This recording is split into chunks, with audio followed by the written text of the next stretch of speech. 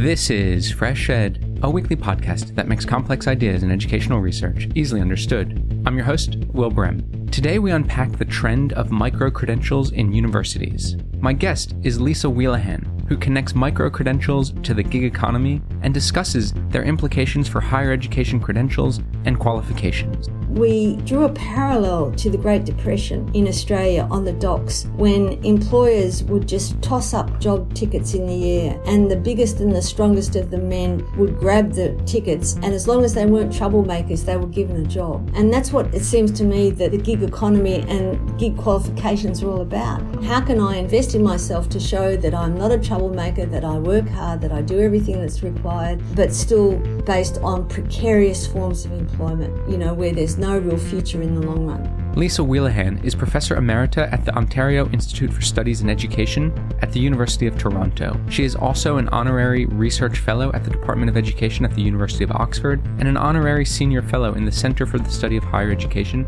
at the University of Melbourne. She's recently co-written with Gavin Moodie 2 articles: Gig Qualifications for the Gig Economy, Micro-Credentials and the Hungry Mile, and Revisiting Credentialism, Why Qualifications Matter, a Theoretical Exploration. Leesa Wheelahan, welcome back to FreshEd. Thank you, Will. It's a pleasure to be here.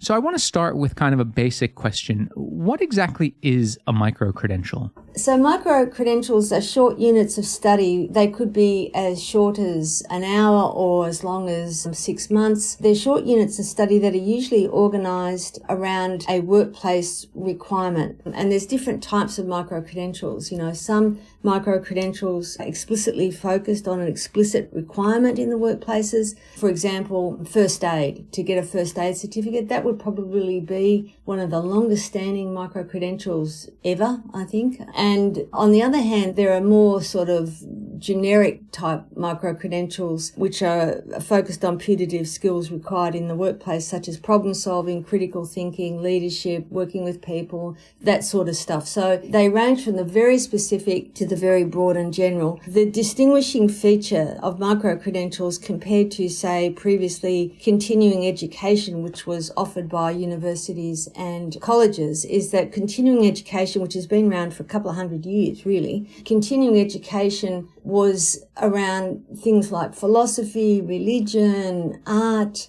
literature, or sometimes first aid, like a whole range of outreach type programs that universities and colleges would run to give the general population an opportunity to participate in education, and it was part of their outreach mission. The difference with micro-credentials is that they are more or less explicitly tied to work, to requirements that are in the workplace, rather than general developmental requirements, for individuals. So they differ in their orientation. There's also an expectation that micro-credentials could contribute towards a full qualification, whereas that was never the case with continuing ed. So there is an expectation that, in some time in the future, when everyone gets it all sorted out, that micro-credentials will play a role in being able to count towards a full qualification. Right. So in that sense, are universities offering micro-credentials to students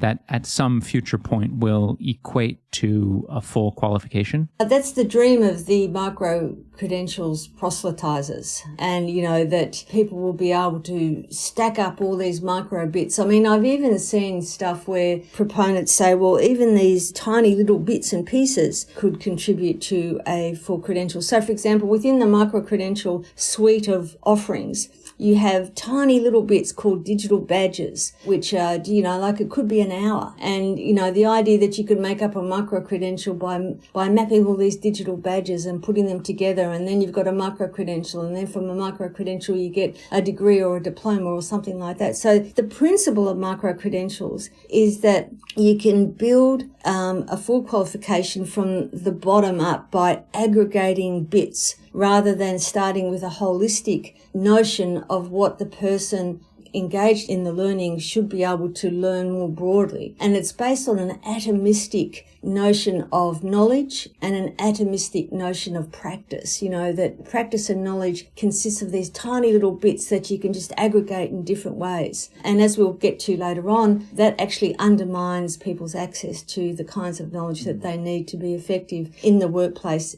So there are a lot of problems, I think, with the notion of micro-credentials. The other thing about them is that they're meant to be credentialed. That's where the credential comes in, and credentialed by whoever is offering the micro-credential, whether it's a private for-profit company or a university or a college, and that this credential is stored digitally and can be verified by employers and so on. So with continuing ed, there wasn't the same emphasis on the credential at the end. With continuing ed, the focus was on learning, not the credential. And you focused on the learning, but at the end of the program of study, you received some credential that was backed by the name of the university. Yes, or the profit company that was offering it, for example, Microsoft or Google or something like that. And if you go on to LinkedIn, you'll see that people list these things on their LinkedIn pages. So it's a way of sort of building one's CV. Right, with all of these different badges and micro-credentials that you can justify that you've learned a particular skill of study, whatever it is, and whatever you think might be the needed skill to get you employed, I guess. Maybe let's unpack a little bit more from the proponents' perspective of micro-credentials,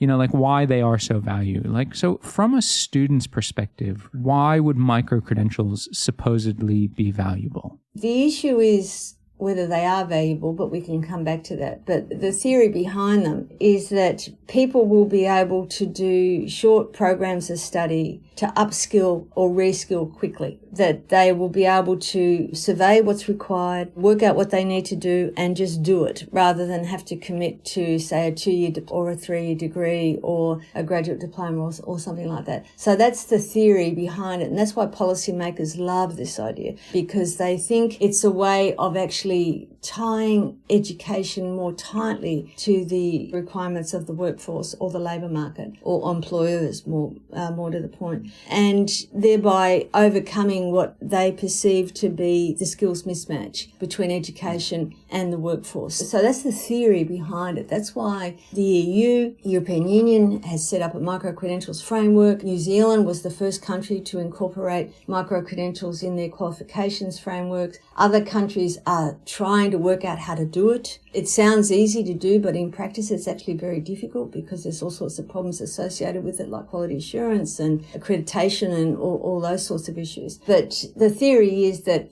if there's an emerging skill gap, someone in the market somewhere will offer a micro-credential that will meet that need, and you have a very happy bringing together of the student who's done the micro-credential and the employer who needs that. Of course, it hasn't worked out like that. So I hear the skepticism in your voice. Tell me why you're skeptical of this sort of theory of change. Well, there's a whole lot of reasons. I mean, it's difficult to know where to start. But the first thing is that the notion of the skills mismatch is premised on the view that the problem is that educational institutions don't offer what employers want. Now, I know of no educational institution anywhere that doesn't want to offer what employers want. I know of no educational institution that doesn't want its students to get a job in the area associated with their qualification. The problem is not that universities or colleges are not offering what employers want. The problem is the way in which employers use qualifications to recruit new recruits. Where you have a tight match between jobs and qualifications is in regulated occupations like nursing, medicine, engineering, law, or, where you need to have undertaken a specific qualification in order to enter that field of practice. That's where you get the tight match between qualifications and jobs. So even in countries like Australia, nursing, most people who do a nursing degree end up working in nursing at the end. Most people who end up doing a medical degree end up working in medicine medicine. Most people who end up doing a Bachelor of Arts degree could end up anywhere, right? So in most of the labour market, which is unregulated, employers tend to use the level of the qualification as a proxy for skills, ability, and being diligent and things like that. So employers might say, well, we want someone who's got something broadly in maths or, science, or something like that. But that's as specific as it gets. And so when an employer has a whole stack of applications in front of them, the very first sifting mechanism that they use is the level of the qualification rather than the specific content of the qualification. So it's actually not what educational institutions do, it's the structures of the labour market. And in unregulated labour markets, you're not going to get a tight match between jobs and qualifications. Now, if governments want a tighter match between jobs and qualifications, then the way to do that is to intervene in the labour market, not in education. Because as I said before, universities and colleges are falling over themselves to ensure that they do what employers want, inverted commas. Exactly. And I think in your piece, you talk about the idea, which I think comes from a scholar named Hugh Lauder or some of his colleagues as well, where you say it's actually not a skills mismatch. It's actually a problem of not enough jobs. If there was more jobs, then we wouldn't be having this problem. That's right. The problem is that there's been a hollowing out at the middle, the skilled level of the labour market. So there's been an increase in jobs at the high skilled end and an increase in jobs, like at the very low skill end. But for the middle skill level, there's been a hollowing out of jobs around the world. And that is actually the problem. The problem is not lack of skills. The problem is lack of good jobs. And education can't substitute or fix this up for the economy. The only thing that can fix this up is industrial policy and a whole suite of other government policies that are to do with how the labour market itself functions. What about from the employer's perspective? I mean, I feel like usually employers are the ones who train up their employees to the skills they need over time. I mean, it seems like this is a transfer of that potentially old idea to now the universities having to be the ones that provide the specific training for specific employers. That's a very good point. So what has happened over the last 30 years has been systematic disinvestment by employers in their own internal training, particularly in Anglophone liberal market economies where, which I know the most about. I'm not so sure about what's happened in Europe where you still have very strong vocational education systems and very strong apprenticeship systems. But in the US, Canada, Australia, the UK, over the last 30 years, employers have systematically disinvested in their own internal training. The people who get access to training in the workplace are usually the ones who are already the most highly educated. So it's the Matthew principle, to those that have more shall be given. Phil Brown and others argue that employers now expect workers to hit the ground running, that rather than invest in their internal training, they expect individuals to come ready with all the skills that are required. Whereas traditionally, in the past, the purpose of education was to ensure that graduates were work ready, not work experienced. The only way they can become work experienced is through work. And so, you hear many students say that I've got this catch-22, employers want experience, but they're not prepared to give you experience. And that's why there's such a big emphasis within universities and colleges on getting internships and work placements and things like that. But now the expectation is that you will come ready with all those things already, that you will be trained on the internal processes that employers use. Now, not all employers are like that, and particularly you still have in the public service and areas like that, you still have expectations that graduates have to go through rotations where they're trained in different things. But more broadly, the expectation is that people will come with those skills, and if needed, they will have invested themselves in the micro-credentials that are necessary for those skills to be ready. Some of that, as you point out in your piece, is that you can get micro-credentials in proprietary software by a company, where if you learn that skill and you know how to use that software, you can only ever use that skill if you actually work for the company. Or for a company that uses that software. That's right. That's exactly right, which is particularly outrageous, I think. Yeah, absolutely. But the other problem is, so you've got Google and Microsoft and big firms like that have got micro-credentials in their own proprietary software. But then then, and they may use people who have actually undertaken those micro-credentials. I don't know. But there is an expectation that employers will love micro-credentials, But the thing is, most employers don't know about them, So I get asked to review many, many articles on micro-credentials for journals. And the articles talk about why employers should value micro-credentials. And all these articles are aspirational. Employers, once they understand them, they will realise that they're terrific. They will realise that they're really helpful. So there is, the policymakers and the universities and colleges believe that they can generate demand for micro-credentials. But that actually hasn't proved to be happening on the same scale as envisaged by policy. And is there any evidence that students who get micro-credentials are more employable in the end? Again, it depends really on the field.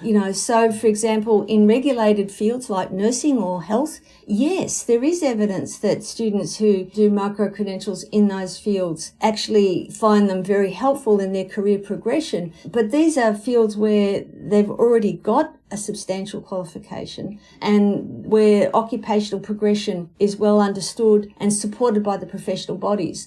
More broadly, it may well be that people who are in the labour market who already have a credential or a qualification find a micro-credential to be helpful in some way or other. There's not been research that demonstrates that, as far as I'm aware. Where I have the biggest problem is where micro-credentials offered as an alternative to full credentials or full qualifications for people from disadvantaged backgrounds. And there the research shows that while there's been research done in the United States which shows that while people who have no credential qualification whatsoever, who do a micro-credential, may get a job that's a little bit better than someone without anything, and they might get paid a little bit more, that the career prospects are generally pretty bad. And so the idea that micro-credentials, cost-effective way for individuals, society, governments and employers of, skilling up the workforce for those who don't have any credential whatsoever is just not true. And in the United States, where you have highly risky transitions because of,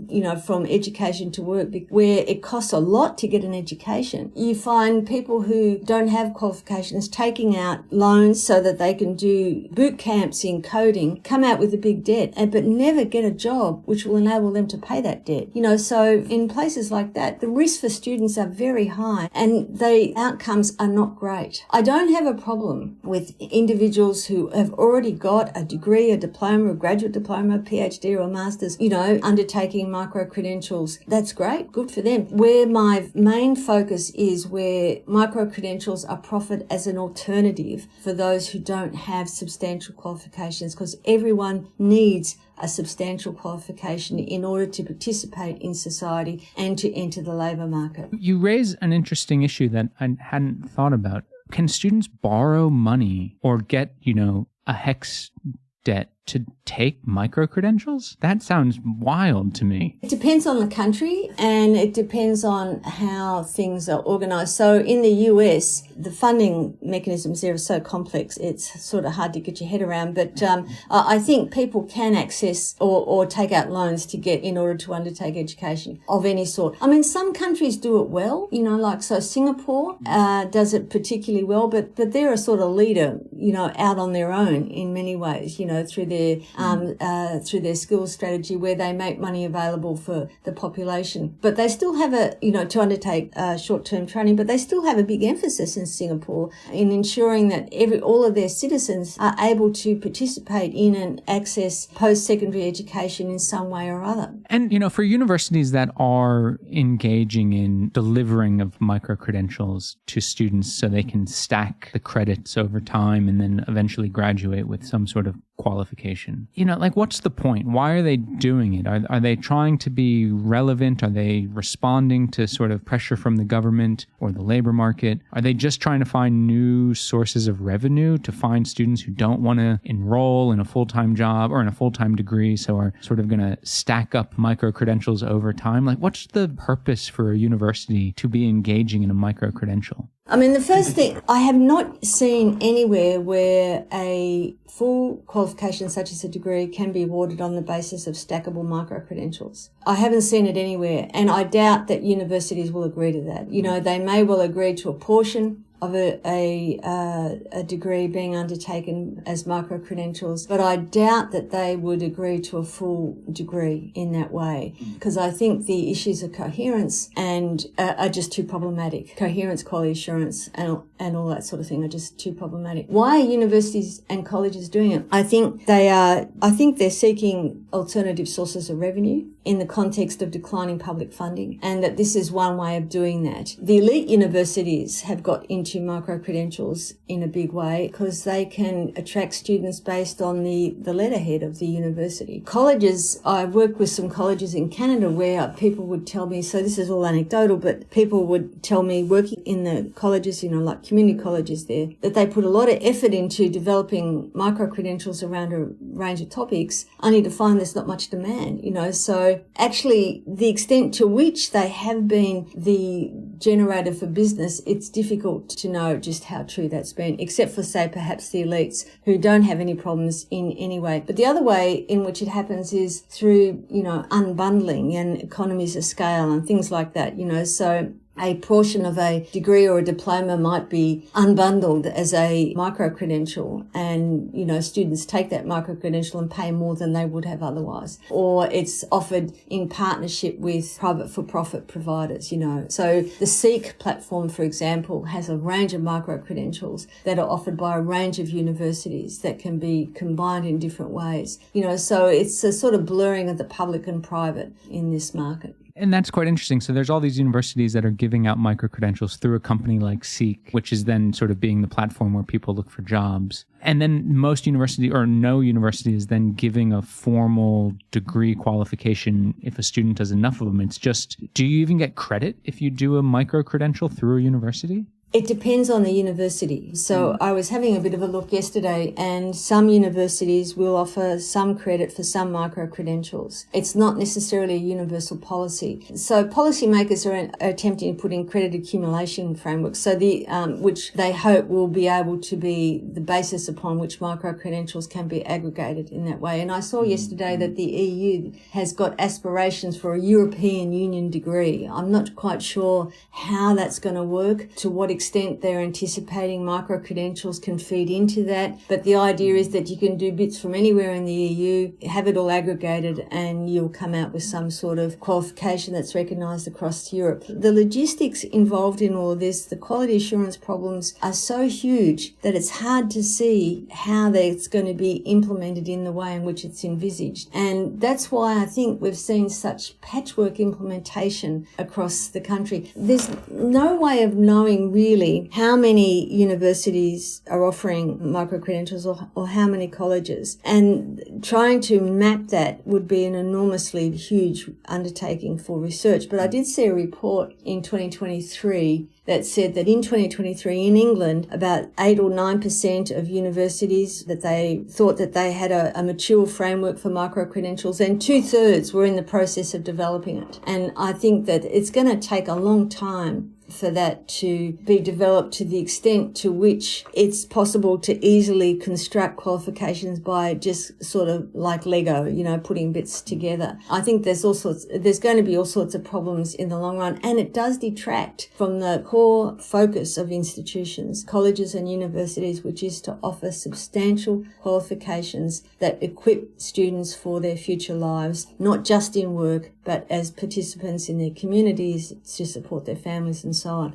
So I think part of the frenzy about them is that institutions hope that they will be a strong revenue stream. Everyone's talking about universities need to sort of reinvent themselves and the crisis of the university, and maybe this is one of those silver bullet solutions that will help the vice chancellor through this particular problem. In the same way as MOOCs, that the hype is exactly the same. I think micro-credentials have sort of gained a stronger foothold than MOOCs in some ways, but I think that there's similar aspirations that are completely overblown in the same way that the hype around MOOCs was overblown. I don't have a problem with a university or a college developing a micro-credential for an employer that's done on a commercial basis, that's offered internally for employees of that firm. That's fine, but that is a different thing to the core business of universities and colleges, which is to offer their students access to a qualification which will set them up for their lives.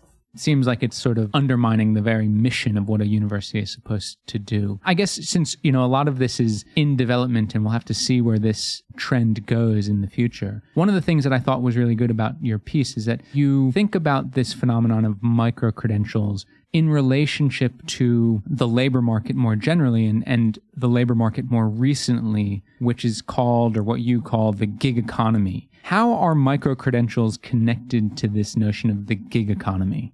So the gig economy has been around for a long time, but has become amplified in recent years through platforms that people use to both purchase service and people to provide that service, so like Uber, and things like that. So the gig economy has exploded in recent years, not just as a result of these platforms, but also because of the increasing precarity of the labour market, declining good jobs. So the expansion of these platforms reflects in part the weakening of and softening of the labour market and the decline in good jobs. But these platforms are often the same platforms that will offer a micro-credential. And, so it's a win-win for the platform. And I think that micro-credentials amplify the gig economy, and the gig economy amplifies the micro-credentials, the space for micro-credentials. I don't think one is necessarily causing the other, but each is amplifying the other. The micro-credentials,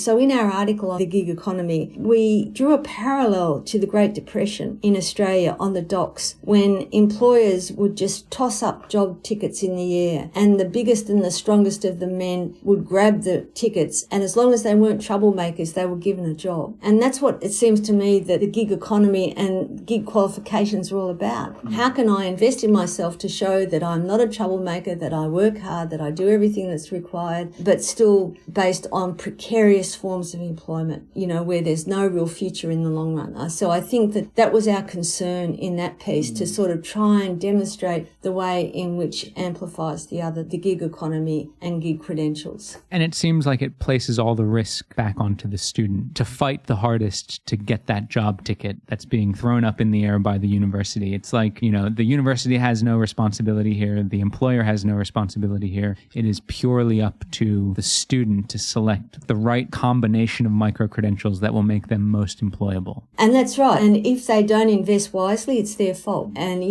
and the whole problem with this, of course, there's so many problems, but one of the key problems is that the capacity to understand what's required in the labour market, where the labour market's going, and how one can see their future in that requires a lot of cultural capital. And that comes in part through participating in substantive education, where one is able to understand the field, that you want to enter. If you're a kid, for example, 19, you hate school, you don't want to do any education, you can't get access to an apprenticeship, and you think, if I do this or if I do that, that it's in the long run, it's going to get me somewhere. It's just not. It's just not. It's just selling people a lie, and it's cruel. And so I think that the policy focus has to be on, instead of, how many people can we get through micro-credentials and how can we upskill people in this or that area as rapidly as possible. The focus has to be on how can we ensure that everyone, including the most disadvantaged, have access to a credential or a qualification that is meaningful, that provides them with access to the labour market, but also which provides them with the capacity to participate in their society and in their community.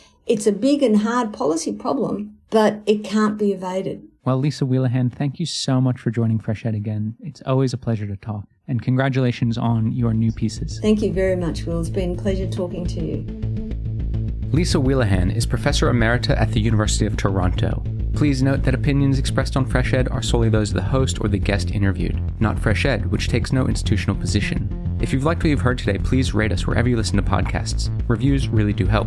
FreshEd's team includes Fatih Akhtas, Obafemi Ongunle, Phyllis Che Mensa, and Jose Neto. Original music for FreshEd was created by Digital Primate. FreshEd is an independently run podcast without advertisements, and is made possible by the support of the University of Canberra, NORAG, the Shakdev Family Fund, and listeners like you. Please consider donating to FreshEd by visiting freshedpodcast.com/support. Thanks for listening. I'm Will Brem, and I'll be back next week.